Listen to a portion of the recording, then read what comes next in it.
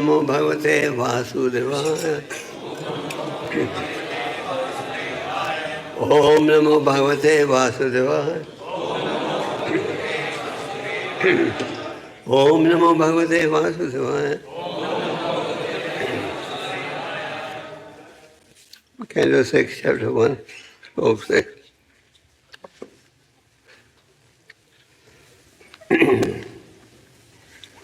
Aduneha Maha Bhaga Yitaiva Narakan Naram Nanogram Yatanam Neya Tanme Vyakyatum Arhasi Aduneha Mahabhaga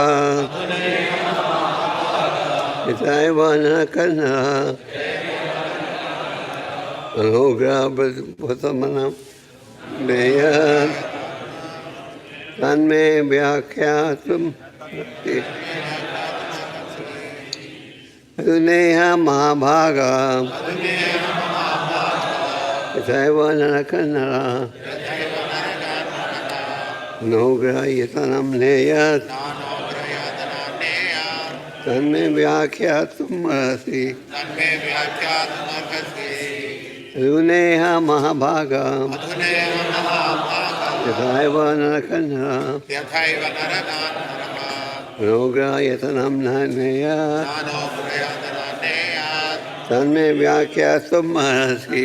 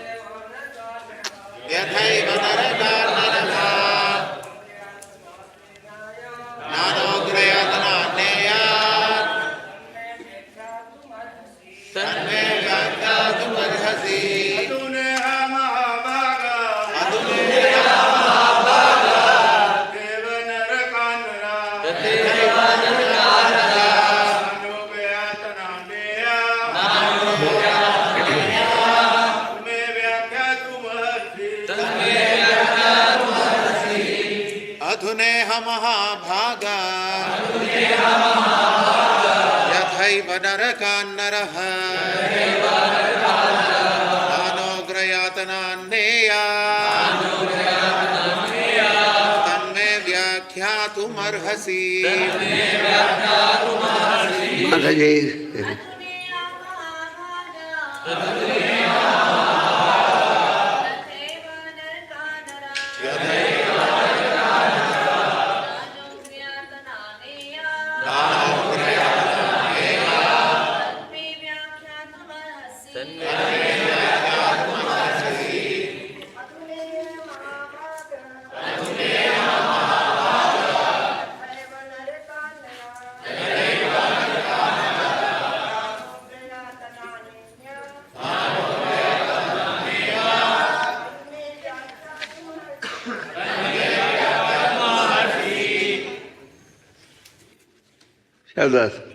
अधुना संप्रति यह इस भौतिक जगत में महाभाग हे महान ऐश्वर्यवान तथा भाग्यशाली सुखदेव गोस्वामी यथा जिससे एवं निस्संदेह नरकान नारकी स्थितियां जिनमें अधर्मियों को रखा जाता है।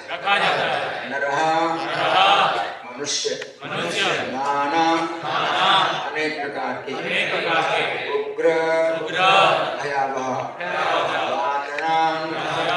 यातनाओं या कष्टों को न ईयात नहीं भोगें। तत् वह मुझसे व्याख्यातुम अर्हसि कृपा करके वर्णन करें। अनुवाद मेरे पीछे को। हे परम भाग्यशाली तथा ऐश्वर्यवान सुखदेव गोस्वामी, अब आप कृपा करके मुझे बतलाएं कि मनुष्यों को किस तरह उन नारकीय स्थितियों में प्रवेश करने से बचाया जा सकता है जिनमें उन्हें भीषण यातनाएं सहनी पड़ती हैं। तात्पर्य प्रभुपाद के द्वारा श्रील प्रभुपाद की जय।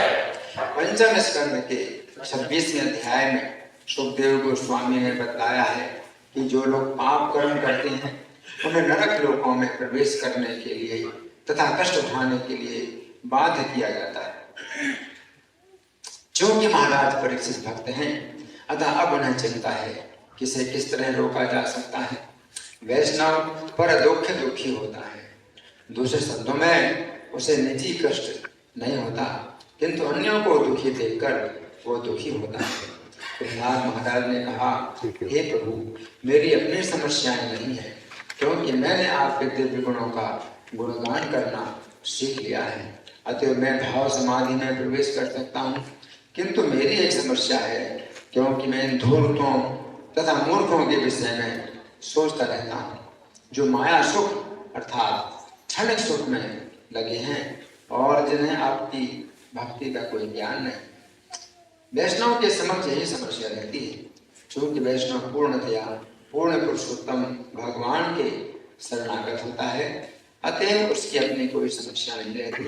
किंतु पतित बद्ध आत्माओं के प्रति दयालु होने से वह उनको इस जीवन में तथा अगले जीवन में नारकीय जीवन से बचाने की योजनाओं के विषय में सदैव सोचता रहता है। इसीलिए परीक्षित महाराज ने उत्सुकता पूर्वक सुखदेव गोस्वामी से यह जानना चाहा कि मानवता को किस तरह नरक में गिरने से बचाया जा सकता है। सुखदेव गोस्वामी पहले ही बता चुके थे कि लोग किस तरह नारकीय जीवन में प्रवेश करते हैं, और वे यह भी बता सकते हैं कि उन्हें किस तरह से बचाया जा सकता है। बुद्धिमान लोगों को इन उद्देश्यों का लाभ उठाना चाहिए, किंतु दुर्भाग्यवश संपूर्ण जगत में कृष्ण भावना वृत्ति का अभाव है। अतः लोग घोर अज्ञान से पीड़ित हैं और इस जीवन के बाद के जीवन में विश्वास तक नहीं करते। उनके अगले जीवन के विषय में आश्वस्त कर पाना बहुत कठिन है, क्योंकि वे भौतिक भोग के पीछे भागने में मदान्ध प्राय हो चुके हैं। फिर भी हमारा कर्तव्य है, सारे विज्ञ जनों का कर्तव्य है कि उनको बचाएं। महाराज परीक्षित उनके प्रतिनिधि हैं जो उन्हें बचा सकता है। फिर से अनुवाद। हे परम भाग्यशाली तथा ऐश्वर्यवान सुखदेव गोस्वामी, अब आप कृपा करके मुझे बताएं कि मनुष्यों को किस तरह उन नारकीय स्थितियों में प्रवेश करने से बचाया जा सकता है जिनमें उन्हें भीषण यातनाएं सहनी पड़ती हैं।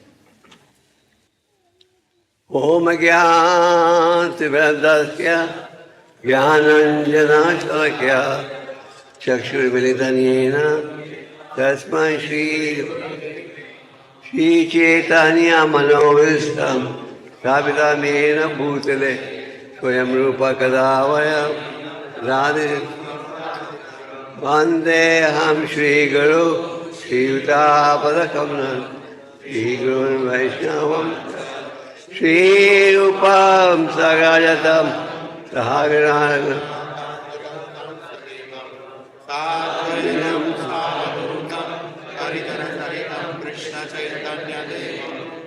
राधा कृष्ण पदा हे कृष्णा करुणा सिंधु दीनबंधु जगतपते गोपेशा तप्ता कृष्ण गौरांगी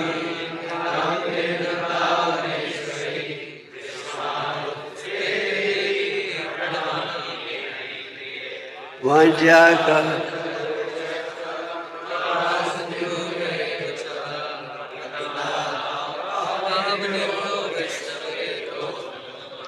जय श्री कृष्ण चैतन्य प्रभु नित्यानंद श्री अद्वैत गदाधर शिव श्री गौर हरे कृष्ण।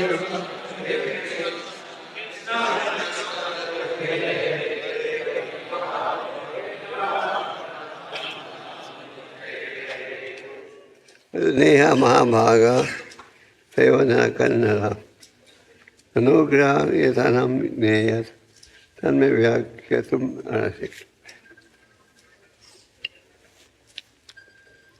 तो परीक्षित महाराज सुखदेव गोस्वामी से प्रश्न पूछ रहे हैं। आप शास्त्र में देखते हो प्रश्न और उत्तर। जब आप स्कूल में थे फिर आपने वो किताबों का उपयोग किया होगा, क्वेश्चन एंड आंसर। तो उसी प्रकार भागवत में भी प्रश्न उत्तर है और गीता में भी अर्जुन अनेक प्रश्न पूछते हैं और भगवान जवाब देते हैं। तो पिछले अध्याय में आपने पढ़ा कि किस प्रकार व्यक्ति को कष्ट भोगना पड़ता है नरक में।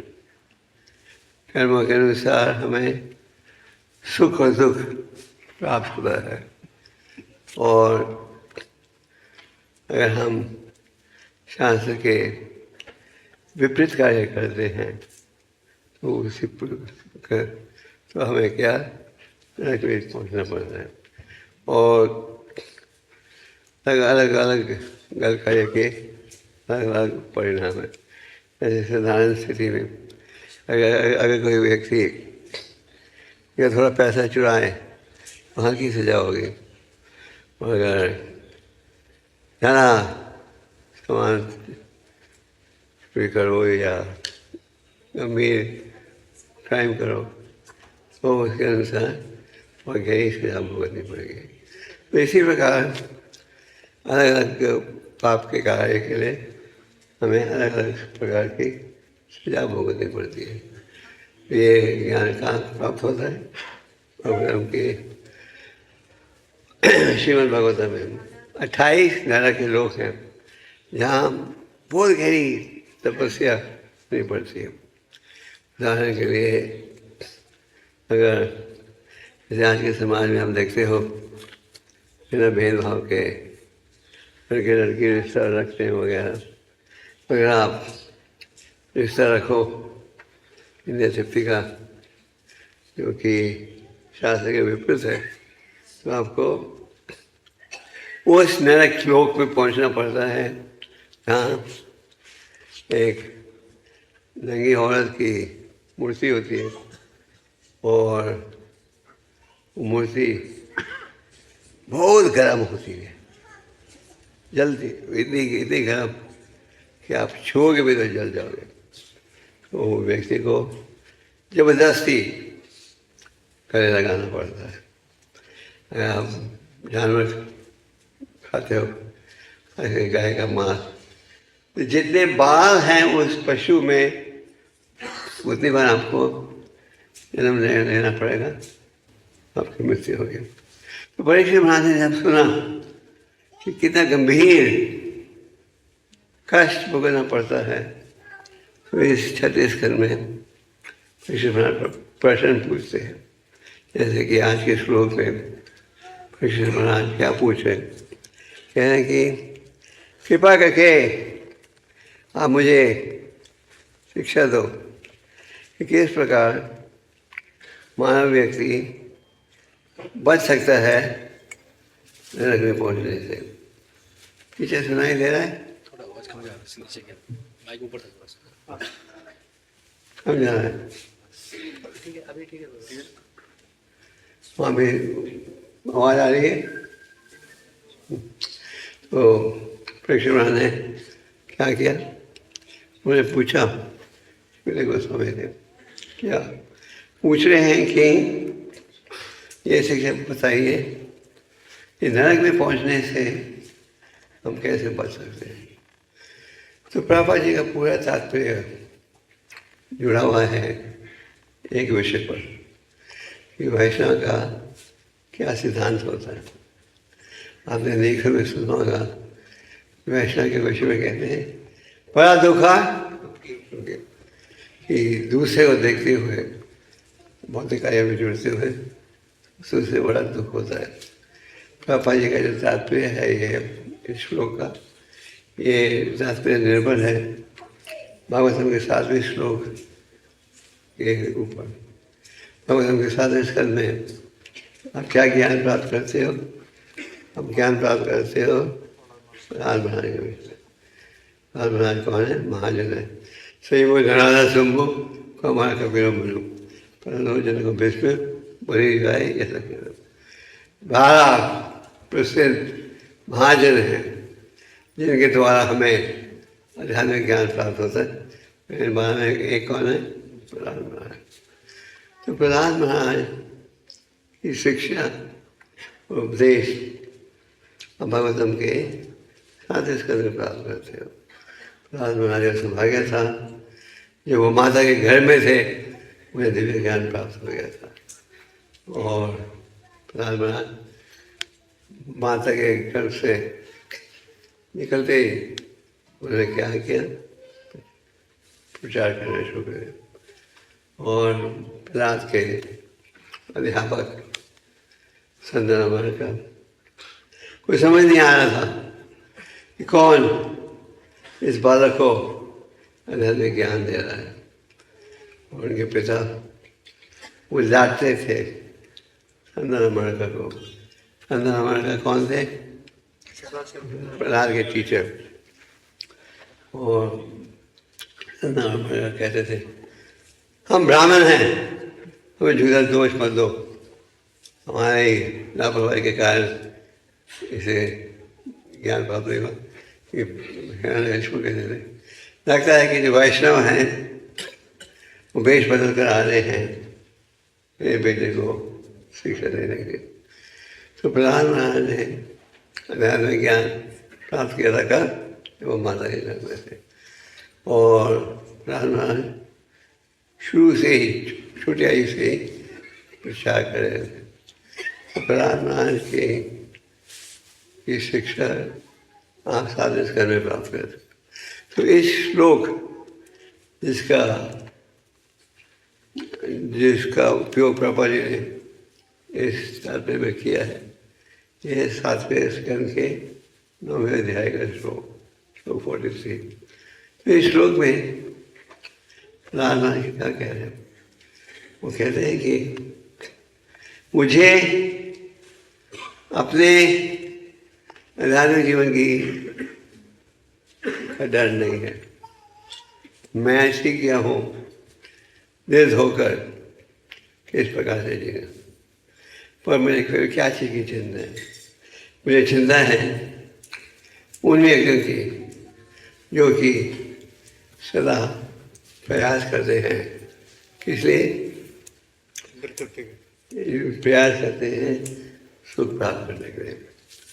दूसरे शब्द में आज के वातावरण में जो प्रयास किया जा रहा है उसका लक्ष्य है, ये लक्ष्य है कि हम और नेतृत्व की सुविधा प्राप्त करें। और हमारे वैज्ञानिक समाजी नेता सब उसी विषय की चर्चा करते हैं। जैसे कि जब कोई राजनीतिक इलेक्शन होता है चुनाव, तो सारे कैंडिडेट क्या भौतिक ज्ञान की चर्चा करते हैं? वो यही कहते हैं हम तुम्हें ज़्यादा सुख कैसे देंगे। कुछ दिन पहले हमने पढ़ा कि एक उधर भारत में दक्षिण भारत एक भारत में एक प्रसिद्ध पार्टी के व्यक्ति ने कहा, हमको वोट दो, हम तुम्हें सबसे ऊंची क्वालिटी की शराब देंगे। वो कह रहे हैं हमें वो चुनाव में वोट देना और हम तुमको सबसे अच्छी क्वालिटी की शराब देंगे। तो जो हमारे नेता हैं वो भी किसी चीज़ की चिंता करते हैं, बहुत एक सुख की।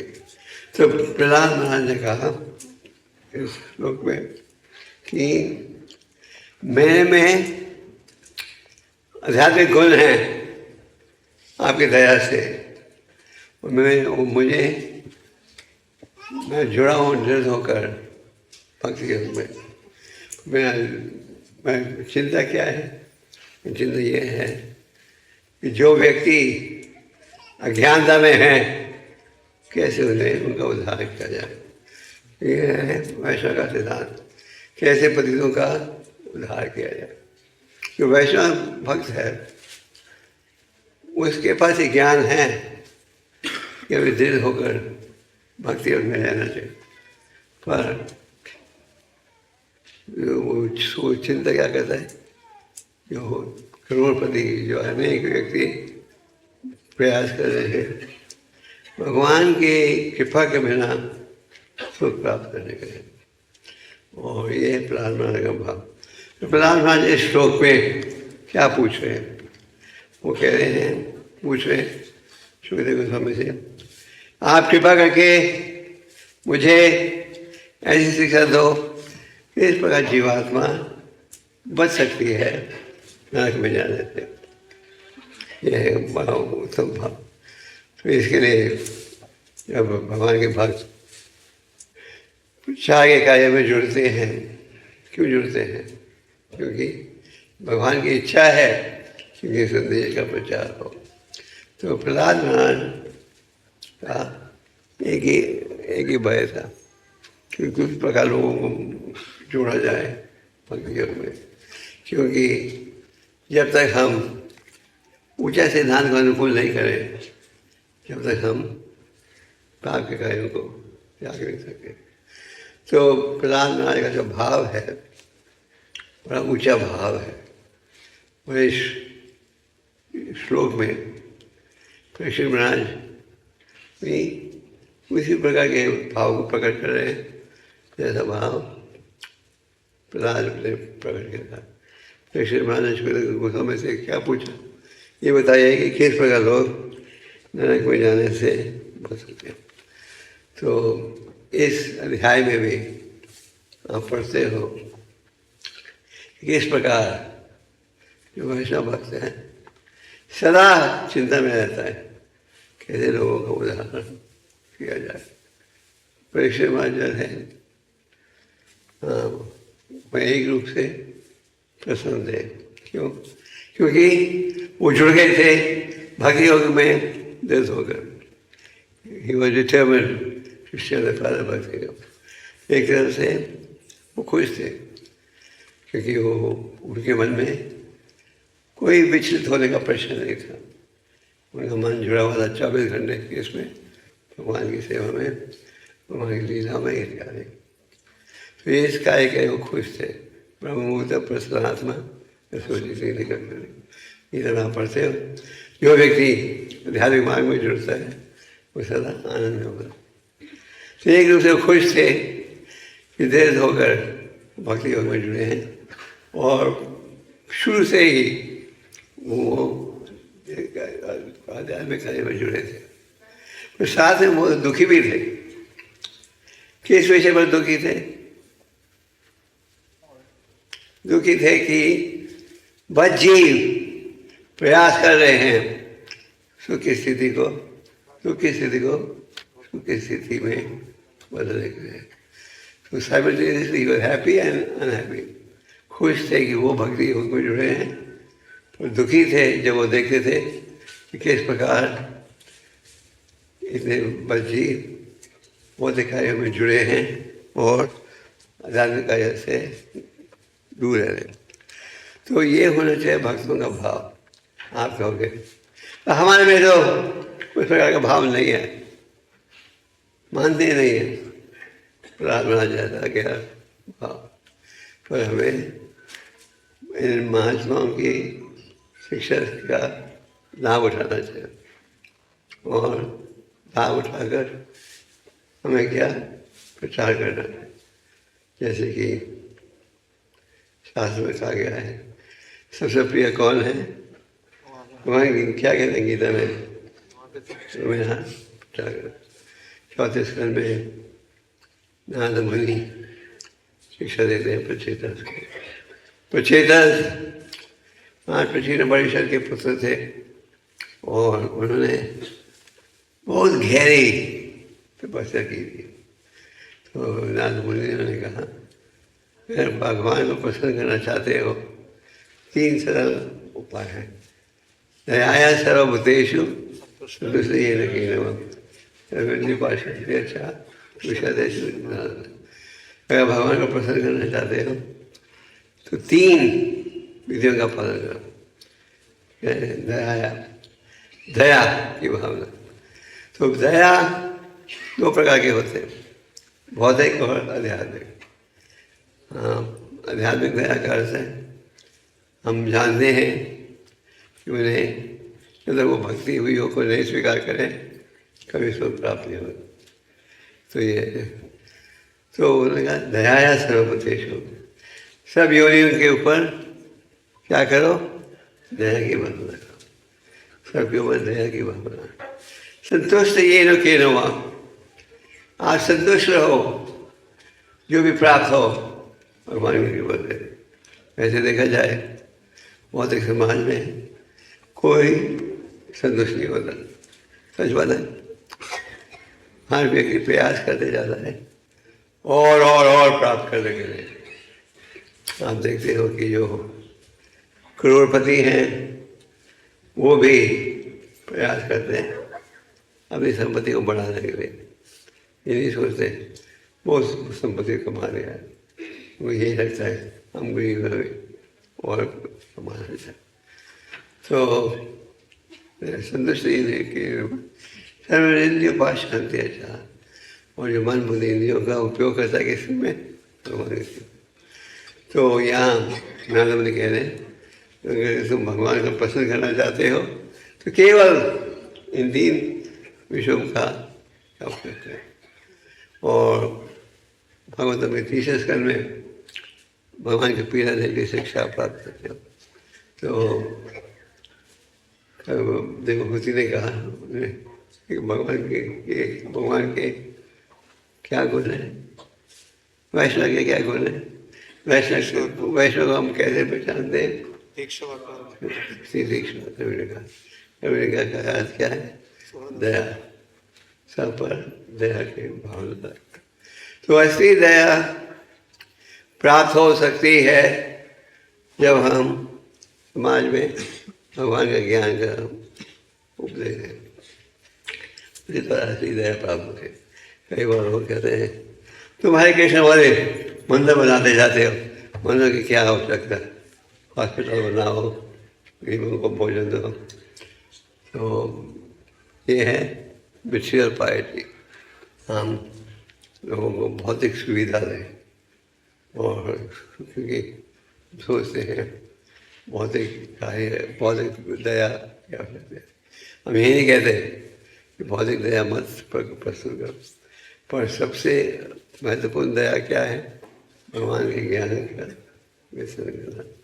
भगवान के नाम का उपदेश दोगे लोगों को तो लोग अपने चरित्र को संभाल सुधार सकेंगे, और अगर चरित्र को सुधारेंगे फिर वो संतुष्ट भी रहेंगे।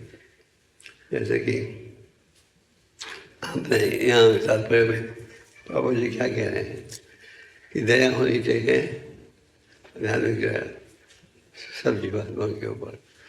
तो परीक्षित महाराज का बड़ा ऊँचा भाव है, और प्रहलाद महाराज का भी। प्रहलाद महाराज के अनेक श्लोकों के द्वारा ये भाव प्रकट किया है। उदाहरण के लिए प्रहलाद महाराज कहते हैं, न विदम स्वतगते में, लोग ये नहीं जानते कि असली सुख कैसे प्राप्त हो सकता है। और प्रयास करते रहते हैं भौतिक समाज में सुख की प्राप्ति के लिए।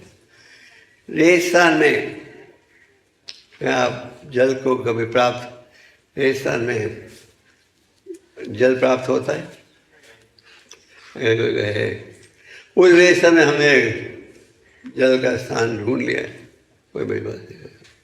उसी प्रकार रामवान कहते हैं कि भौतिक संसार में चाहे आप कितने भी प्रयास कर लो, आपको असली सुख प्राप्त नहीं होगा। अगर आपको असली सुख चाहिए तो क्या है उपाय? आध्यात्मिक जीवन को अनुकूल करना। तो प्रहलाद महाराज ने कहा लोग ये नहीं जानते कि कैसे भौतिक सुख प्राप्त करता है। अंदाज ये धंधे में पानी माना। जो हमारे नेता हैं वो क्या हैं? क्या है? आध्यात्मिक दृष्टि से अंधे। वैसे तो नेता हैं पर आध्यात्मिक दृष्टि से अंधे। और जो प्रजा है वो भी अंधी है। प्रजा भी जो है वो ये नहीं कहती अगर तुम हमें आध्यात्मिक ज्ञान नहीं दोगे तो हम तुम्हें वोट नहीं देंगे। प्रजा नहीं कह रही। प्रजा को भी चाहिए भौतिक सुख की नहीं तृप्ति। तो जो हमारे नेता हैं वो भी उसी प्रकार का उपदेश देते हैं। प्रहलाद महाराज ने अनेक श्लोकों के द्वारा ये भाव को प्रस्तुत किया। कौमराश्चर्य प्रज्ञ धर्मम भगवतम यम दुर्लभम मनुष्य जन्म। प्रहलाद महाराज कहते हैं कि मनुष्य जन्म जो है बहुत ही दुर्लभ है और इसलिए व्यक्ति को आध्यात्मिक जीवन अनुकूल करना 5 साल की आयु से आरंभ कर देना चाहिए। आत्मा का कहना है दुर्लभ मनुष्य जन्म। ये जो मनुष्य मानव देह हैं इट इज़ वेरी रेयर, दुर्लभ, और इसलिए हमें आध्यात्मिक ज्ञान अनुकूल करना चाहिए। कब से? छोटी आयु से।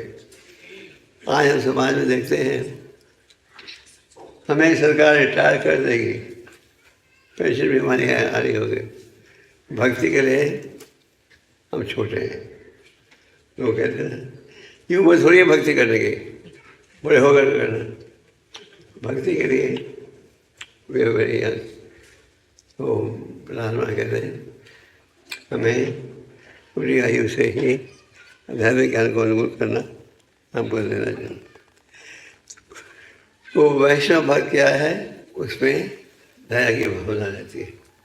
उसमें ये विचार रहता है कि पूरे समाज के लोगों को सुखी बनना जाए। बहुत एक संसार समाज में हर व्यक्ति क्या सोचता है? अपने एक सुख की योजना बनाता है। अपने सुख की हमें कैसे ज़्यादा सुख मिले।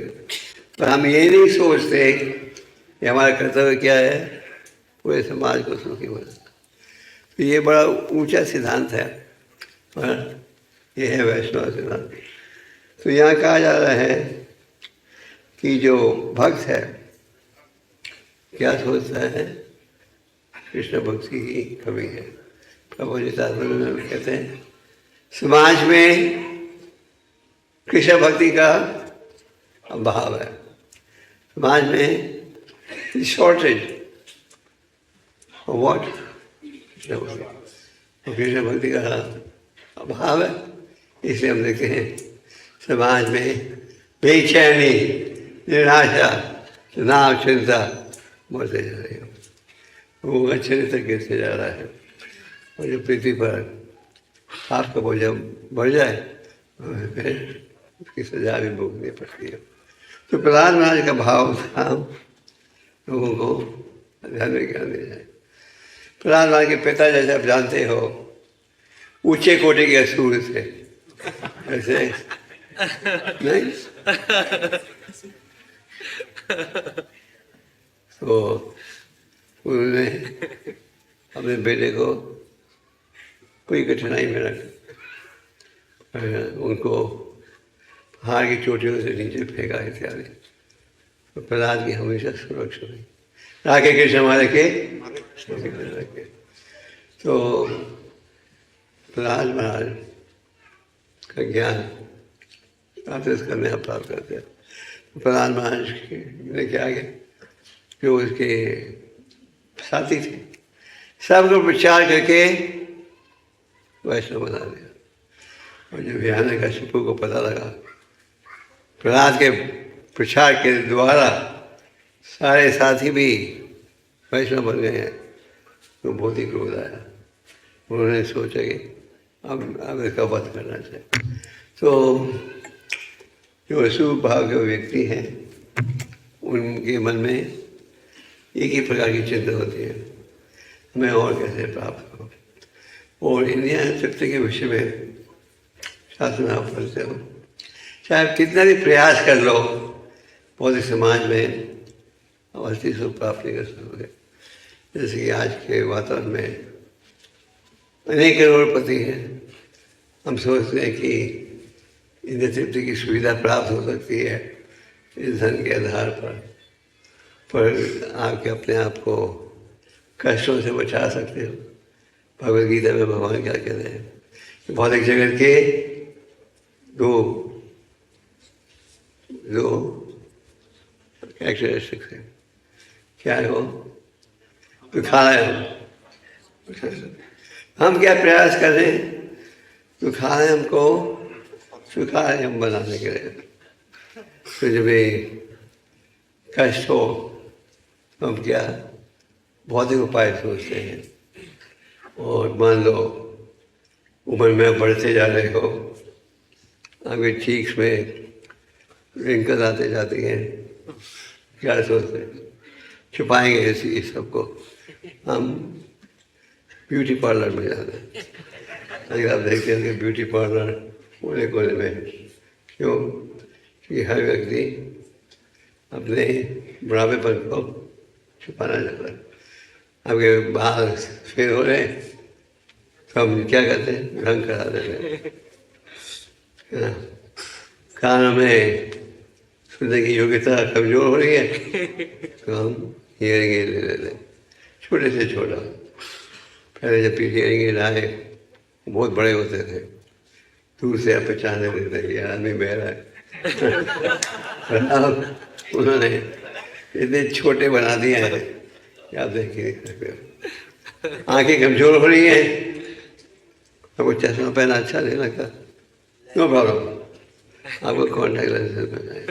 तो प्रहलाद महाराज कहते हैं हमारे वजीर क्या कर रहे हैं? दुखालयम को बदल रहे हैं सुखालयम में। क्या आप सुखालय में बदल सकते हो? थोड़े समय के लिए। जैसे कि आपने कॉस्मेटिक सर्जरी करा ली, वो शरीर को, चेहरे को ज़्यादा खूबसूरत दिखने के लिए, पर कब तक कर सकते हो? ये 2, 3, 4 साल, अंत तक तो नहीं कर सकोगे। और इसके लिए जो बुद्धिमान व्यक्ति है क्या सोचता है कि संसार में क्या है? क्ले, और क्या करना चाहिए? भक्ति योग को स्वीकार। तो इन श्लोकों में, इस अध्याय में प्रहलाद महाराज कह रहे हैं कि हमें उपदेश दे रहे हैं परीक्षित महाराज कि कैसे आप असली सुख प्राप्त कर सकते हो। शास्त्र के अनुसार असली सुख प्राप्त होगा कब? जब आप परमभगवान लगत हो। ब्रह्मभूत प्रसन्नात्मन सोचती ना सर्वेषु भूतेषु मन भक्ति। जो व्यक्ति आध्यात्मिक कार्य में जुड़ते हैं वो सदा प्रसन्न रहते हैं, सदा प्रसन्न। क्योंकि जो व्यक्ति आध्यात्मिक कार्य में जुड़ते हैं तो हमारा क्या कर्तव्य होना चाहिए? अब ये समझे कि जीवन का लक्ष्य क्या है। यहाँ देख रहे हो परीक्षित महाराज ने सुखदेव गोस्वामी से क्या पूछा? कृपा करके आप जो हो ये बताइए किस प्रकार जीव बच सकते हैं नरक में जाने से। ये होना चाहिए हमारा भाव। आप कहोगे पर हमें तो ये भाव है ही नहीं, हमें तो कोई चिंता नहीं है, पूरी प्रजा नरक में जाए तो जाने दो, हमारा क्या, लोग जाएंगे तो हमें और अच्छी सुविधा मिलती। तो वो आपका भाव ऐसे रह सकता है, पर भक्तों के संग में रहोगे और शास्त्रिक शिक्षा ग्रहण करोगे, फिर और सेवा करोगे, आप में ये भाव प्रकट होता है। जैसे कि प्रचार में अनेक व्यक्ति प्रचार करने जाते हैं, क्यों? क्योंकि प्रभा जी ने ऐसे बोल दिया था।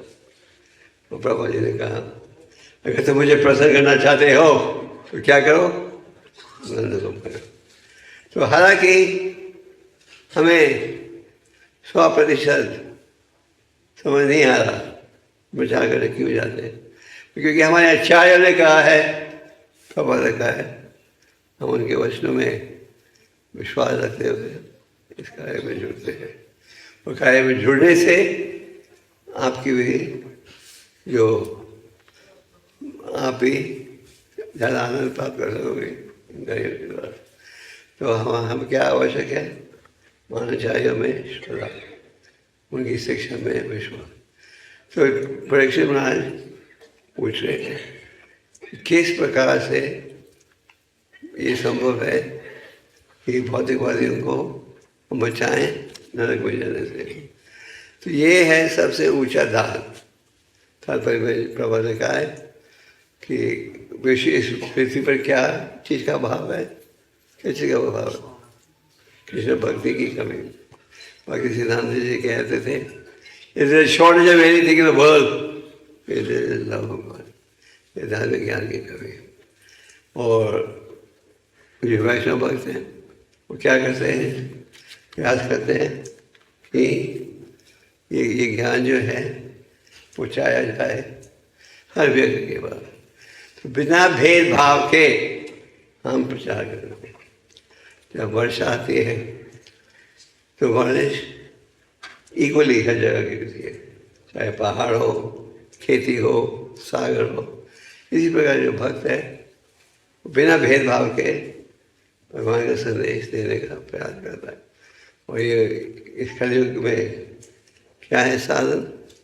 है नाम को उच्चारण। भगवान ऋषिदेव ने कहा, तो पौधे में पुत्र नहीं है सकता। ये मेरे पुत्र, उनके 100 बेटे थे और सबके सब आत्मज्ञानी थे। उन्होंने कहा तपस्या का पालन करो, और तपस्या का पालन करोगे तो क्या प्राप्त होगा? अनंतम आध्यात्मिक सुख जो केवल बढ़ते ही जाएगा। भौतिक समाज में मानव प्रसाद खाते हो, पहले चपाती में थोड़ा आदत आएगा, फिर अब क्या बोल रहे 2-3 खाने के बाद बस और नहीं जाए। पर आध्यात्मिक क्षेत्र में आप भगवान के नामों का दिन रात उच्चारण करो तो भी सब है। ये है भगवान के नाम की शक्ति। ये है जो भगवान के नाम है, कहाँ से आ रहे हैं? वैकुंठ धाम से। तो इस कलयुग में क्या है उपाय? है नाम का उच्चारण। तो इसी अध्याय में प्रधानमान ने कहा व्यक्ति को प्रायश्चित हो जाना चाहिए इस जीवन में ही। तो गलत काम उन्होंने किया। अगर हम प्रायश्चित नहीं होते इस जीवन में तो क्या परिणाम होगा? उसका परिणाम हमें अगले में स्वीकार करना पड़ेगा। Nobody is karma free। हाँ, तो भक्त का ये भाव है कि मैंने गलती की है तो प्रायश्चित अभी करना चाहिए इस जीवन में ही। मानो किसी ने किसी का वध किया हो तो उसकी सजा इसी जीवन में मिलनी चाहिए। अगले जीवन में और भारी हो जा भारी कष्ट भोगना पड़ेगा। तो प्रहलाद महाराज का भाव अनेक वैष्णव भक्तों में है। उनमें एक है परीक्षित महाराज। परीक्षित महाराज का भाव क्या था? किस प्रकार लोगों का उद्धार हो। तो तात्पर्य में प्रभा जी ने बड़े स्पष्ट रूप से कहा है कि भाव है कृष्ण भक्ति का। और जो वैष्णव भक्त हैं वो क्या करना चाहिए? प्रयास करना चाहिए कि सबका उद्धार हो, सबको एक आध्यात्मिक ज्ञान दिया जाए। चैतन्य महाप्रभु ने क्या कहा, जाए राखो चाहे कहो, सबको कृष्ण भक्ति का संदेश दो। चैतन्य महाप्रभु प्रकट हुए थे किस लिए? इस हरि नाम का प्रचार करें, पतित पावन हेतु तब होता।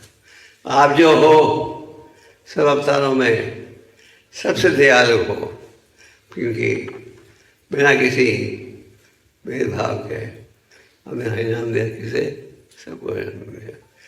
चैतन्य महाप्रभु ने हरि नाम का प्रचार किया।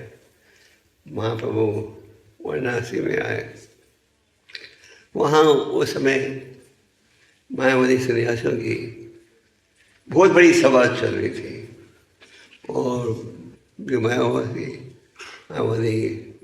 सन्यासी थे वो महाप्रभु की निंदा कर रहे थे। कहते थे सन्यास लिया है हमारी संप्रदाय में, और सन्यासी का कर्तव्य क्या है, वेदांत सूत्र का अध्ययन करे। ये जो सन्यासी है पागलों जैसे नाचता गाता, तो ये जो उनकी आलोचना थी ये पहुंची महाप्रभु के भक्तों के पास, खास करके चंद्रशेखर और तपन मिश्रा। उन पर वो वाराणसी में ही रहते थे। तो चंद्रशेखर और तपन मिश्रा पूछ रहे थे, उनको चिंता थी कि महाप्रभु की निंदा हो रही है। भगवान सह लेंगे अपनी निंदा, जो भगवान के भक्त हैं वो नहीं सहेंगे। भगवान ने बुरा नहीं माना, उन्होंने उनकी निंदा की। तो उनके जो भक्त थे, जब उन्होंने देखा कि निंदा होते जा रही है, तो उन्हें बड़ा दुख हुआ। तो जब महाप्रभु वाराणसी में आए वृंदावन से, तो तपन मिश्रा और चंद्रशेखर ने कहा, ये मायावती सन्यासी जो हैं आपकी निंदा करते हैं, हमें पता है कि आप मायावती के स्थानों में जाना पसंद नहीं करते, पर हम मजबूर हैं। हम चाहते हैं कि आप चलकर उनसे सिद्धांत की डिस्कशन करो। तो महाप्रभु वैसे किसी के घर नहीं जाते, तो उन्होंने स्वीकार कर दिया। महाप्रभु ने क्या सोचा, मुझे अपना दिव्य लीला को प्रस्तुत करें। तो तपन मिश्रा और चंद्रशेखर के कहने पर महाप्रभु चले उस ब्राह्मण के घर। तो वहाँ ये सन्यासी थे, उनके नेता का नाम क्या था, प्रकाश चंद्र सर। ये सब बैठ के चर्चा कर रहे थे। महाप्रभु ऊंचे मंच पर, महाप्रभु जब आए वो बैठे कहाँ, जहाँ कि हम पैर धोते हैं मंदिर में जाने से। फिर साथ में उन्होंने अपनी दिव्य लीला भी प्रकट की। जब भगवान प्रकट होते हैं तो अपनी दिव्य लीला भी प्रकट करते हैं, जिसकी तुलना कोई साधारण व्यक्ति नहीं कर सकता। आज के वातावरण में आप अनेक व्यक्ति को मिलते हैं जो कहते हैं हम भगवान के अवतार हैं। फिर जब इन अवतारों से पूछो कोई दिव्य लीला प्रस्तुत कर सकते हो, तो क्या कहेंगे, आज नहीं तो कल करेंगे।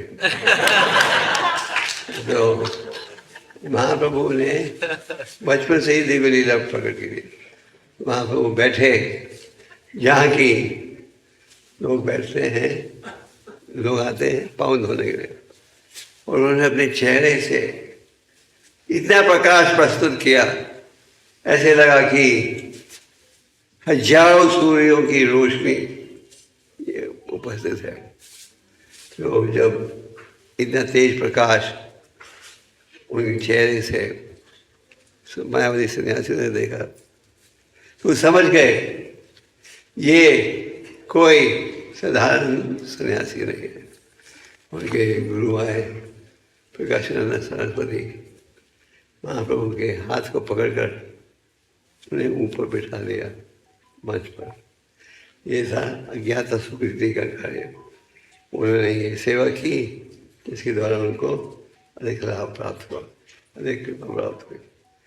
तो इन सन्यासियों ने कहा कि आप इतने बड़े विद्वान हो, संस्कृत के विद्वान हो, छोटी उम्र में ही महान निमाय पंडित सबसे प्रसिद्ध संस्कृत के ज्ञानी बन गए थे गोवर्धन में।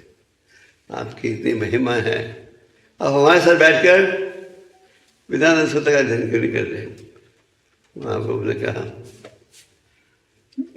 अनेक श्लोकों की चर्चा की और कहा, मेरे गुरु ने देखा और कहा, तुम मूर्ख हो, तुम्हें ज़्यादा योग्यता नहीं है, तुम केवल कहीं नाम का विचार कर सकते हो। तो महाप्रभु ने अपने सिद्धांत का डिस्कशन करके क्या किया, सब मायावती को क्या वैष्णव बना दिया। तो फिर सब गए हरियाणा में। तो महाप्रभु प्रकट हुए थे किस लिए? पृथ्वी को उद्धार करने के लिए, और उनके हृदय में यही भाव था, दया का भाव, सबको दिया जाए क्या। जो भक्त होता है उसके मन में बिना शंका के ये भाव रहता है कि अगर हम कष्टों से मुक्ति चाहते हैं तो एक ही उपाय है। क्या है वो उपाय? आध्यात्मिक ज्ञान। अगर कोई व्यक्ति ये सोचे कि भौतिक सफलता के द्वारा असली संतुष्टता प्राप्त होगी, ये गलत है। भौतिक कार्यों के द्वारा वो असली संतुष्टता प्राप्त नहीं कर सकते। ऐसे भौतिक कार्यों के द्वारा वो असली सुख प्राप्त नहीं कर सकते। अगर आपको असली सुख चाहिए, क्या है उपाय?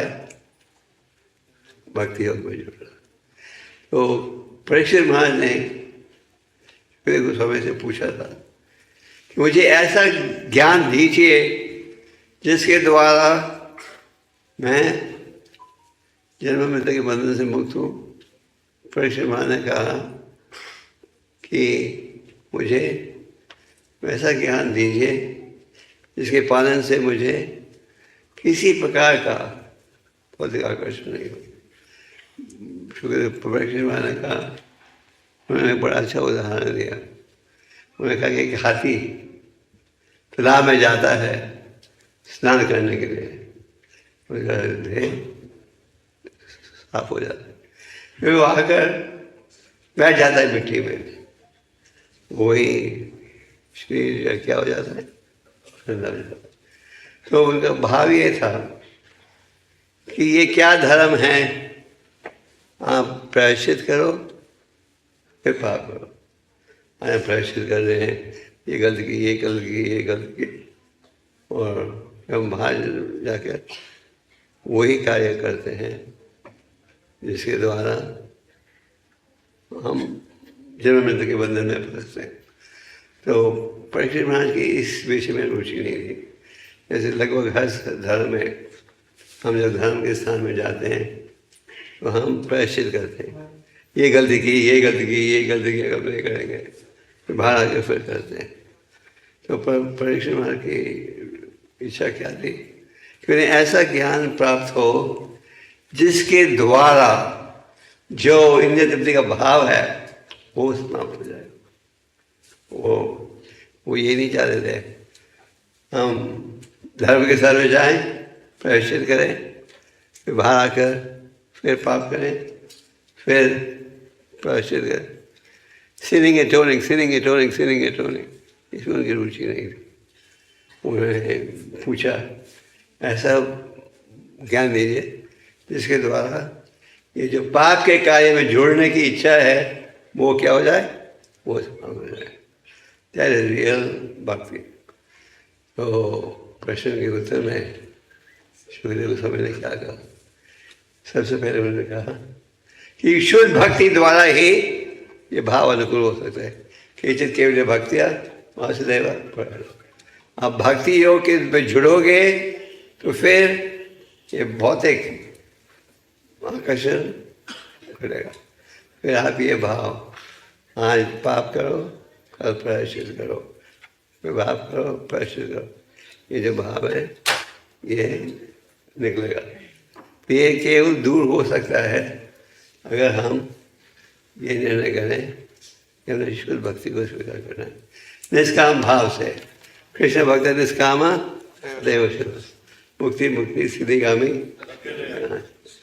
जो निष्काम भाव से भक्ति योग में जुड़ते हैं वो सदा संतुष्ट रहते हैं।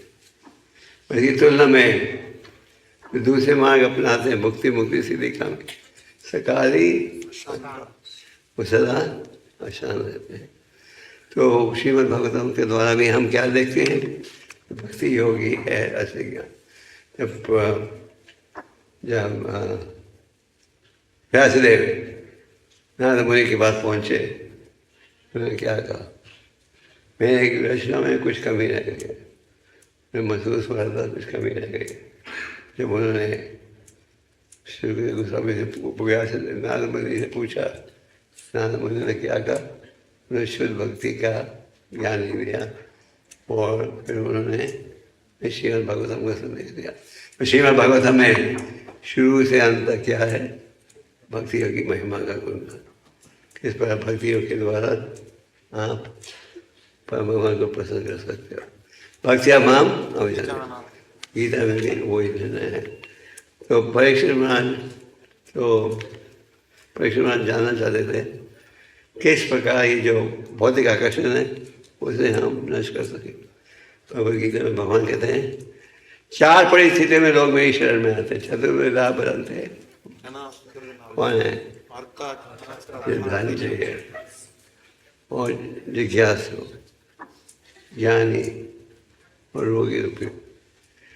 चारों पूरी आत्मा है भगवान कहते हैं। फिर में सर्वश्रेष्ठ कौन है? ज्ञानी। जो ज्ञान प्राप्त करता है शास्त्रों से वो ये निर्णय करता है कि भक्ति योग ही उपाय है और भक्ति योग के द्वारा ही हम असली सुख प्राप्त कर सकेंगे। जैसे कि हरिनाम के उच्चारण के पश्चात अनेक प्रकार के लाभ प्राप्त होते हैं। उनमें एक ये है आनंदभूति। आप जब हरिनाम करोगे इसके द्वारा क्या असली आनंद भी प्राप्त होगा। भगवान विश्व के तब तपस्या करोगे भगवान की खुशी के लिए कि उसके बदले में भी क्या प्राप्त होगा? आनंद, बहुत आध्यात्मिक सुख प्राप्त हो। तो हमें ये नहीं सोचना चाहिए कि अगर हम आध्यात्मिक तपस्या करें तो उसके द्वारा कष्ट प्राप्त हो। जब हम तपस्या करते हैं भगवान की खुशी के लिए उसके द्वारा असली सुख प्राप्त होता है। ये जो असली सुख है वो आपको शक्ति देता है माया का विरोध करने के लिए। देवेश गुणमाई माया दूर कर गया। भगवान कहते हैं मेरी माया का विरोध करना बहुत मुश्किल है, पर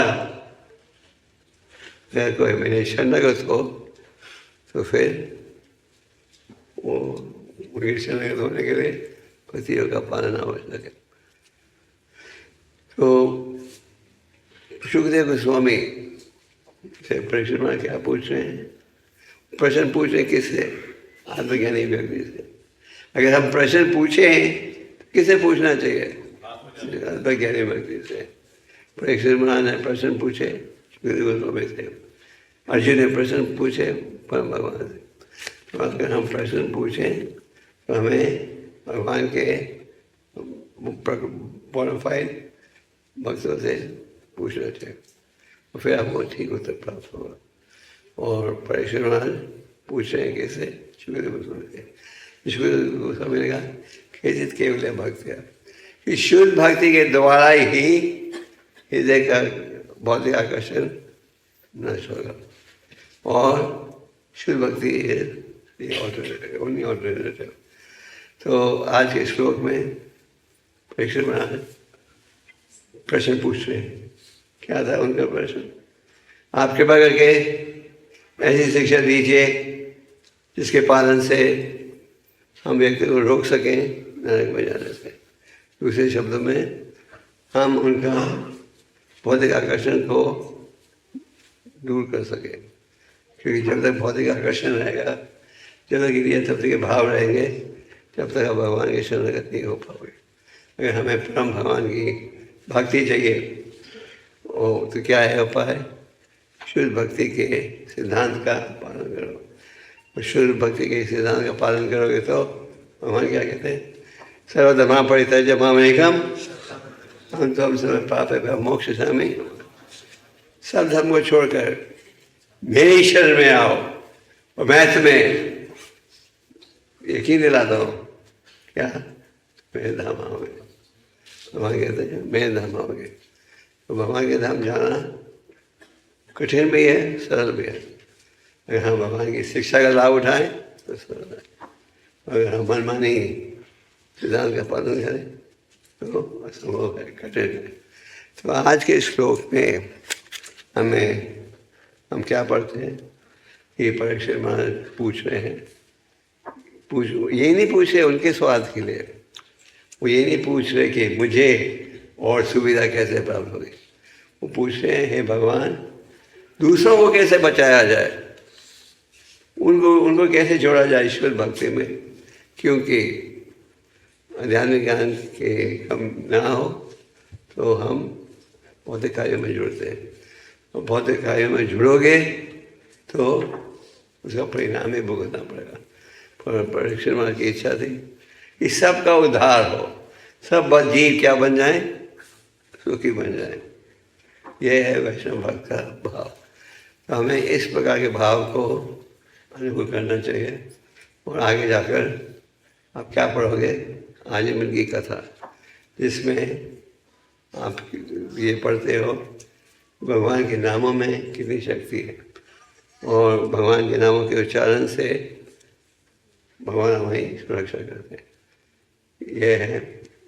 ये है आवश्यक। तो आजमन वो अपने सबसे छोटे बेटे का क्या नाम रखा था? और दिन में 50 बार नारायण का उच्चारण हो रहा था।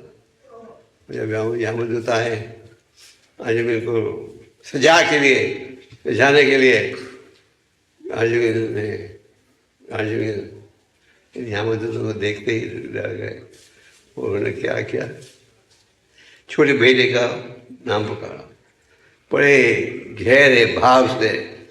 जैसे ये नाम का उच्चारण किया वहाँ तुरंत पहुँच गए कौन?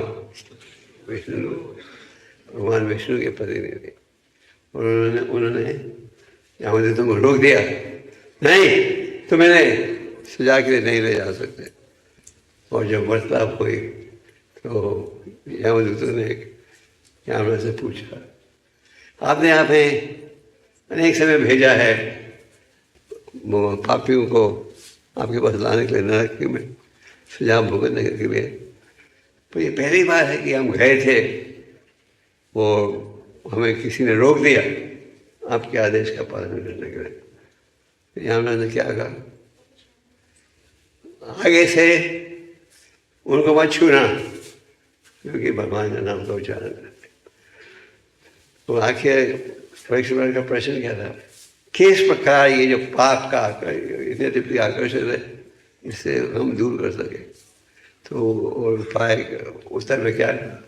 उत्तर में ये शिक्षा दी है कि भगवान के नामों का उच्चारण करना चाहिए। भगवान के नामों का उच्चारण करेंगे तो असली आनंद भी अनुभव कर पाओगे।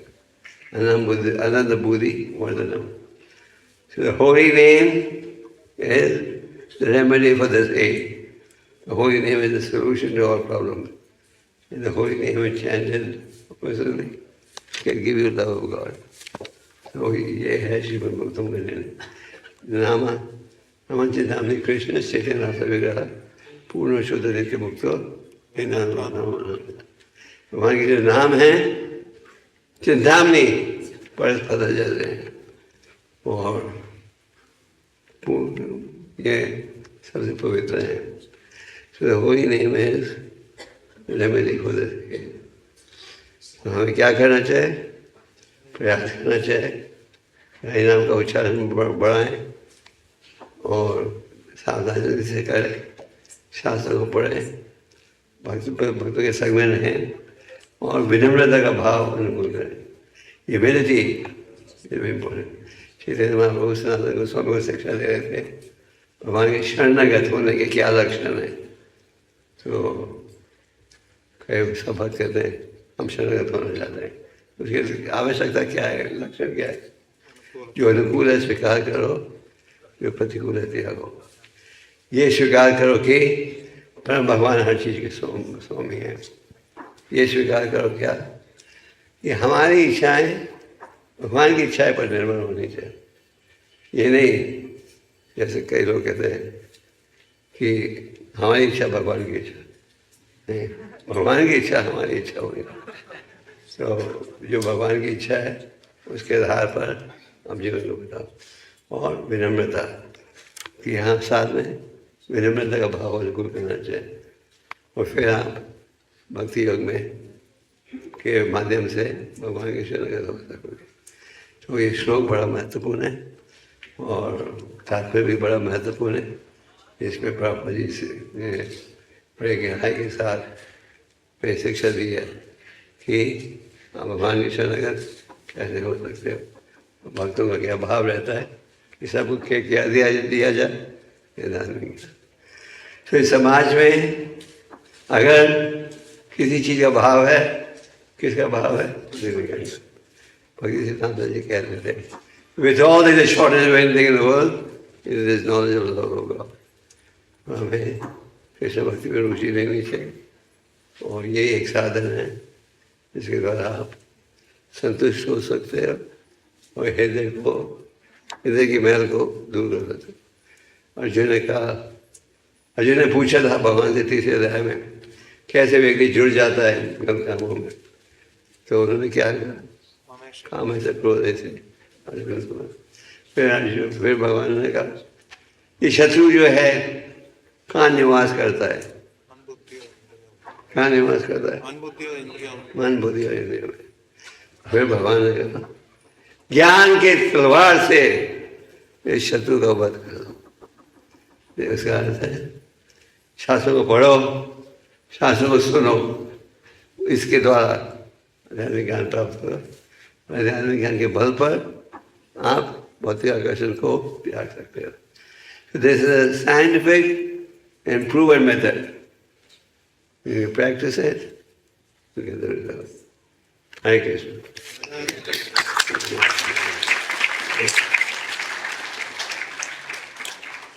Okay, any questions?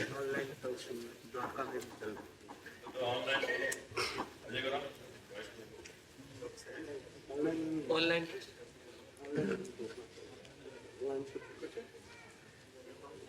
Yeah. With a question?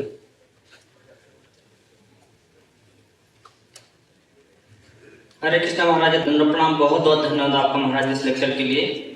महाराज जैसे आपने बताया कि नरकों का वर्णन चल रहा है, हमारा मंदिर गोलोक धाम है, उस पार नरक लोक है और हमें वहीं रहना पड़ रहा है और चारों तरफ पशुओं का कत्ल होता है। यहाँ तक कि भक्तों को उसी बिल्डिंग में रहना पड़ रहा है। नीचे पशु कट रहे हैं, ऊपर हमें रहना पड़ रहा है, बार बार उनको देखते हैं। हमें दया भी आती है कि हम बाहर तो प्रचार करने जा रहे हैं, लोगों को भगवत गीता बांट रहे हैं, लेकिन इन जीवात्माओं को प्रचार नहीं करके रोना भी आता है। तो उनके पास हम जाते हैं तो डोनेशन तो दे देते हैं, लेकिन भगवत गीता नहीं लेते हैं या हमारे मंदिर से नहीं जुड़ पा रहे हैं। तो महाराज जी आप ऐसा कुछ उपाय बताएं कि उन जीवात्माओं को हम कैसे अच्छे से मंदिर तक ले आ पाए, क्योंकि बहुत ज्यादा आप जो प्रयास कर रहे हो वो ठीक है, उसी को प्रयास करते जाओ। कईयों का पापों का इतिहास इतना भारी होता है कि भगवान की भक्ति में जुड़ नहीं पाते। जो आप कर रहे हो, चाहते हो थोड़ा चंदा ले लेते हो, भगवान को अर्पण करते हो, जो कर रहे हो वही करते जाओ। कोई चमत्कार नहीं दे सकते। कई बदजीव हैं जो कि भगवान की भक्ति में जुड़ते नहीं हैं, कई हैं जुड़ जाते हैं। थैंक यू महाराज जी। और महाराज जी थोड़ा सा और है कि जैसे हमारे कुछ भक्त यहाँ पे हैं जिनके अपने मकान भी हैं। अगर कोई भक्त मकान लेना चाहता है कि भक्त के घर में रहें, तो अगर वो भक्त कम पैसा देते तो भक्त लोग मकान नहीं देते हैं, कहते मैं इसी रेट पे दूंगा, भले बाहर के लोग को दे दूंगा। तो महाराज जी कभी मुझे फील होता है कि भक्तों के बीच अगर थोड़ा सा इस तरह से आपस में प्रेम नहीं होगा तो कैसे हम और ज्यादा प्रचार कर पाएंगे। अरे वो उन भक्तों का भी देखना पड़ेगा, उन्होंने कितना कर्जा लिया मकान के लिए। मैं कर्जा लिया क्या लिया है, पूरा इतिहास समझना पड़ेगा। हाँ। Okay. Hare Krishna Maharaj ji, thank you for the amazing lecture. So Maharaj ji, मेरा प्रश्न है कि जैसे कहा जाता है कि हमको अपने गुरु से पर्सनल इंस्ट्रक्शन मिलता है, तो हम कई बार देखते हैं कि काफी जो डिसाइपल्स होते हैं गुरु से 1-to-1 इंटरेक्शन उनका नहीं हो पाता है, तो उनके लिए पर्सनल इंस्ट्रक्शन क्या होता है गुरु का फिर, जिनका 1-to-1 इंटरेक्शन नहीं हो पाता है? गुरु जो है एक ही संदेश देता है सबको, यही नहीं कि कोई उनकी दिक्कत है तो उनको एक शिक्षा देंगे, और जो थोड़ी दूरी पर है तो उसको कोई अलग शिक्षा देंगे। सबको एक ही मंत्र दिया जाता है, एक ही संदेश, सर्वदा धर्मां परित्यज्य माम एकं शरणं व्रज, और एक ही शिक्षा। तो अगर आप कोई कहे तुम उनके निकट नहीं हो, तुम्हें ज्ञान नहीं मिलेगा, वो गलत है। तो आप सबको एक ही उपदेश दिया जा रहा है। चाहे आप गुरु के साथ 24 घंटे रहो या साल में एक दिन। प्रभुपाद जी गुरु को कुल मिलाकर केवल 5 या 6 बार मिले थे, बस। उन्होंने गुरु की शिक्षा को अपना लिया, हृदय में बिठा दिया। उसी प्रकार हमें उस शिक्षा है उसको सदा सामने रखना चाहिए, उसका स्मरण करना चाहिए। Okay,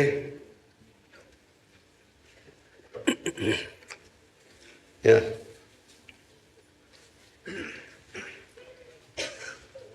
more. Hare Krishna Maharaj, thank you for enlightening lecture. मेरा प्रश्न है कि हम जब प्रचार कार्य में जाते हैं तो आजकल के यूथ जो है इतने डल, जैसे आजकल लेक्चर का टॉपिक है प्रचार कार्य, जो प्लेटफॉर्म बहुत प्रिय है, तो इतने डल है कि वो क्वेश्चन पूछते नहीं, और पूछते भी हैं तो इसलिए पूछते हैं कि इस संसार में कैसे शाश्वत रहा जाए, या इस दुखाले कैसे दुखाले बनाया जाए, इसके प्रश्न के ज़्यादा होते हैं। तो उनको कैसे हम जागृत करें? गुरु महाराज, जब हम प्रचार कार्य में जाते हैं, स्पेशली यूथ प्रीचिंग में जब जाते हैं, तो आज के जो यूथ हैं वो इतने डल हो चुके हैं या इतने बिजी हैं कि आध्यात्मिक कोई रुचि प्रश्न पूछते ही नहीं, और पूछते भी हैं तो ये प्रश्न पूछते हैं कि हम इस संसार सुखाले कैसे बनाएं, शाश्वत कैसे रहा जाए, तो उनको कैसे जागृत करें? नहीं, पूछने वाले पूछते भी हैं। आखिर यूथ की संख्या आपके इस्कॉन में बढ़ते जा रही है, तो अगर ये आप कह सकते हो कि जो स्पीड से बन रहे थे पहले, अब जो स्पीड स्लो हो गई है शायद, पर बन रहे तो हैं, तो प्रश्न पूछ रहे हैं, कन्विंस हो रहे हैं, तो ये बन रहे हैं। हमें ये नहीं सोच रहे तो इतने डल हो गए हैं, कोई प्रश्न नहीं पूछेंगे, हमें प्रचार करने की कोई जरूरत नहीं। अभी भी प्रश्न पूछे जा रहे हैं, अभी भी यूथ कैंप्स होते हैं, ठीक है। हरे कृष्ण गुरु महाराज। महाराज, जैसे आप हरिनाम के लिए हमेशा हम मोटिवेट करते हैं, तो अगर हम जैसे हरिनाम के लिए प्रयास करते हैं, अगर हम शुद्ध नाम जैसे या फिर हम अभी नाम अपराध लेवल पर रहकर नाम जप करते हैं, तो अगर हम शुद्ध नाम नहीं ले पाते, अगर शुद्ध वैष्णव के द्वारा जो नाम सुनते हैं, तो क्या वो हमारे लिए उतना ही इफेक्टिव होता है? अगर हम उतना जप न करवाएं, अधिक से अधिक श्रवण करें शुद्ध नाम का, तो अगर हम जैसे हम लोग अभी नाम जप करते हैं, तो हम अभी नाम अपराध लेवल पे नाम जप करते हैं, लेकिन अगर हम शुद्ध वैष्णव के द्वारा अगर नाम का श्रवण करें, जैसे प्रभुपाद जी के द्वारा या आपके मतलब जपा टापा होता है जपा, तो उसको श्रवण करें तो क्या वो सेम इफेक्टिव, जिससे हमारा इफेक्टिव ज़्यादा होगा, तो उसको हम ज़्यादा से ज़्यादा श्रवण करें। जब नाम जितने ध्यान से लोगे उतना ज़्यादा प्रभाव पड़ेगा। तो अगर हम जपा, जैसे प्रभुपाद जी के जपा आता है, जपा का बॉक्स जो होता है, उसका अगर हम श्रवण करें प्रभुपाद जी के शुद्ध नाम का, तो वो हमारे लिए ज़्यादा इफेक्टिव होगा। ये हमारे आचार्य चाहते हैं कि आप भी नाम करें, ये नहीं सोच सकते वहाँ पे टेप लगा देंगे 2 घंटे के लिए तो हमारा हो गया। आपको खुद जप करना चाहिए, उसका लाभ है। अगर आप सोचो कि टेप लगा दिया अभी 2 घंटे में, वो ठीक नहीं। महाराज एक दूसरा प्रश्न है। और जब आप जाप नहीं कर रहे, जब टेप को सुनो, हाँ दूसरा महाराज एक दूसरा प्रश्न है कि जैसे हम लोग भक्ति करते हैं और बहुत सारे भक्त साथ में रहते हैं, तो जैसे भक्त एडवांस करते हैं, उन्नत होते हैं आगे, तो उन भक्त हम खुद प्रयास न करके आगे बढ़ने के लिए कभी हम भक्तों से ईर्ष्या रखते हैं घर में, तो फिर ऐसे मतलब ऐसे ईर्ष्या कम कैसे किया जाए? भक्तों के प्रति कभी कभी ईर्ष्या लगती है, वो भक्त हमसे आगे निकल रहे हैं। ईर्ष्या, द्वेष, ये हमारे शत्रु हैं आध्यात्मिक जीवन के।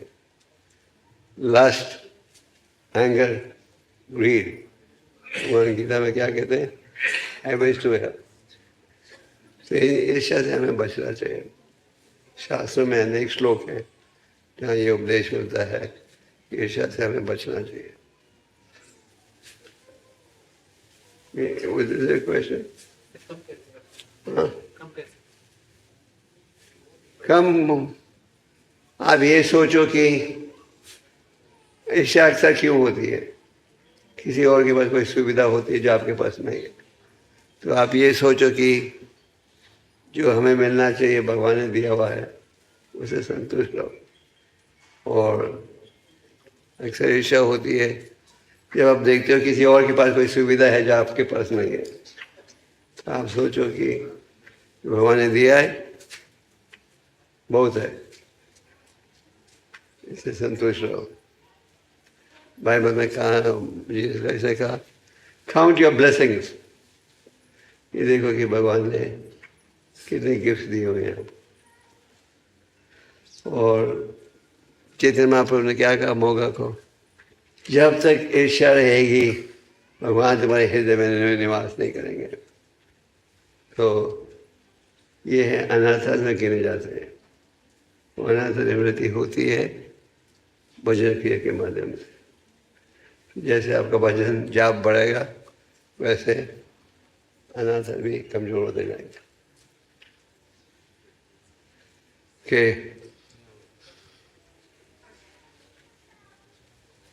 यस, हरे कृष्ण प्रभु, धन्यवाद प्रणाम महाराज जी। जिस प्रकार श्री कृष्ण ने अर्जुन जी को पूरा भगवत गीता का सुनाया था, तो उनको बुद्धि उनकी खुल गई, उनको ज्ञान का दिखा। तो उसी प्रकार धृतराष्ट्र जी का ज्ञान क्यों मिला? किसका? उन्होंने संजय के द्वारा पूरी भगवत गीता सुनी। क्या वो बड़े गहरे आकर्षण था उनका अपने बेटे के प्रति। उन्हें पता था ये हार, युद्ध में वो हार जाएंगे।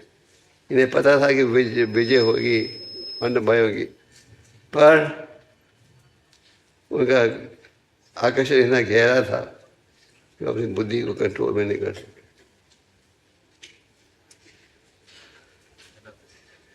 और यस,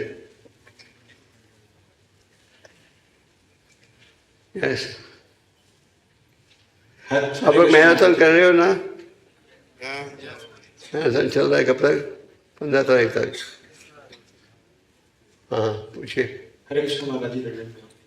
महाराज जी, जैसे आपने बताया था कि श्रवणम कीर्तनम जो है वो हर समस्या का समाधान है, तो कई बार महाराज जी इसमें हम देखते हैं कि हम मतलब मेरा रुचि कभी उत्साह ज्यादा रहता है श्रवणम कीर्तनम का, कभी जो है उत्साह कम भी हो जाता है। तो इसको एक कांस्टेंट कैसे मेंटेन करें और इसमें एब्जॉर्प्शन कैसे बढ़ाएं? डिटर्मिनेशन आवश्यक है, उत्साह निश्चय है। आप डिटर्मिनेशन के साथ जप करो, ध्यान पूर्वक जप करो, इसके द्वारा इंद्रियों को भी आप वश में ला सकोगे।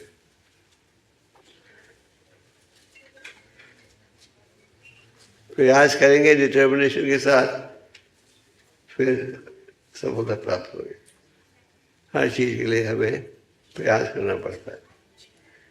We have to endeavor, and then you'll get the right thing. So we endeavor to develop love of God. वो करोगे तो भगवान सहयोग देंगे। Thank you.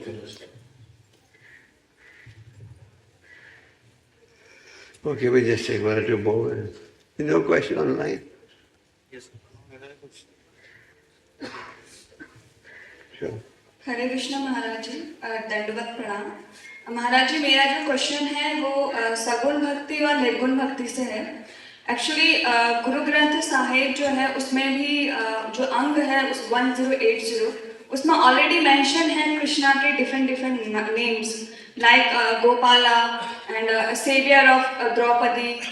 कृष्णा का नेम भी मेंशन है, but still they are believing in nirguna bhakti. So why Prabhuji, why Maharaj? What? They're saying that in the Guru Granth Sahib, there are many names of the Lord. Still they deal with impersonal devotion. Why are they not dealing with personal devotion? So, नहीं deal करते, impersonal, जैसे कई मायावादी हैं, कई लोग शास्त्रों को कंठस्थ किया हुआ है, जब भी मायावाद पति आगे होता है, उनका भाग्य होगा तो निर्गुण से बढ़कर भगवान के शरणागत हो जाएंगे, भगवान के स्वरूप को स्वीकार करेंगे। कलियुग में मायावादी की संख्या भी बढ़ती जाती है।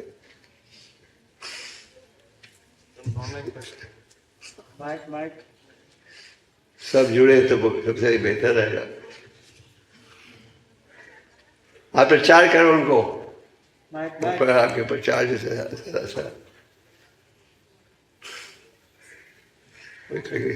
Online question. मैं ये प्रश्न ऑनलाइन है, ऑनलाइन फॉर्मेट में मिला है। अमानी गौरांग प्रभु द्वारा। हरे कृष्ण महाराज जी, दंडवत प्रणाम। महाराज जी, जैसे आपने कहा कि हमें कृष्ण की इच्छा को अपनी इच्छा मानना चाहिए, पर इस विचार को अपनाने में बहुत सी बाधाएं हैं और उनमें प्रमुख है हमारा मन। भक्ति सिद्धांत जी ने अच्छा उपाय दिया है। रोज सुबह जब आप जागो 100 बार जूते से मारो सिर को। हमने तुम शैतान मन को नहीं सुनना, सोने जाओगे तो झाड़ू लेकर सवाल मारो। हमने इस समय मन को ब्लाइंड पावर ऑफ अटॉर्नी लिया हुआ है।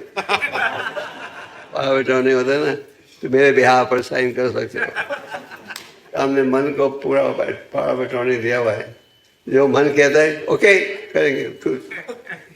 हमने ये बुद्धि के सहयोग से मन के गलत कार्यों का विरोध करना है। अगर आप वैदिक भक्ति का पालन करोगे, अच्छी साधना रखोगे, तो ये चंचल मन भी क्या होगा, वश में आ जाएगा। It is difficult but not impossible. Okay? और quick. Hare Krishna. Thank you so much for giving us your association. Is it okay to chant the holy name on behalf of other souls? Doesn't matter on whose behalf you're chanting, chant. You want to become the emperor, you want to get rich, you want to solve all your unmotivated, chant. Chanting is the solution to all problems. And a solution to all ambitions. Then as you chant, you get purified. Guru Maharaj started his tapasya to get a very opulent kingdom. He got so purified. And when the Lord offered it, he said, I was looking for broken glass. Now I found a diamond. So, any more questions? Last, then we'll stop.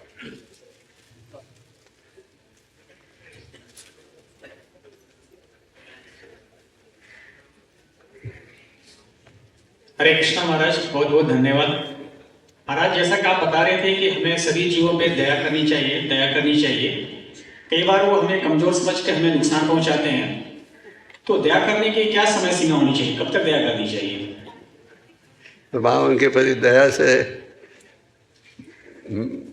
आप अपनी दया कैसे प्रस्तुत करते हो? सीधा वो सिद्धांत देते हो। महाराज आपसे पूछ रहे हैं कि कैसे प्रकट करते हो अपनी दया? जैसे कभी उनकी कुछ जरूरतें होती है या कभी कुछ गलतियां होती है, हम उसे क्षमा करते हैं और मदद करने का प्रयास करते हैं, फिर भी वो हमें बार बार कमजोर समझ के हमें नुकसान पहुंचाने का उनका प्रयास करता है। फिर आप भी उनको जब धमकी एक सांप था जो नारद मुनि, वो सामने का मुझे बहुत लोग तंग कर रहे, मैं क्या करूं? जो वो सांप से सब डर रहे थे, तो नारद मुनि को सांप ने कहा, जब साहब ने मुझे बोला है किसी को काटना नहीं, मैं चुपचाप रहता हूँ, लोग मुझे पत्थर फेंकते वगैरह। नारद मुनि ने कहा, डरा दो उन्हें पर काटना नहीं। तो आप जो ऐसे करते हैं वो डरा सकते अपने गुस्से से, पर युद्ध को बढ़ाना नहीं।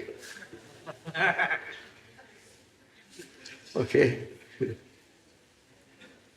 Stop now. मैराथन कर रहे हो ना आप सब? हरे कृष्णा कृष्णा कृष्णा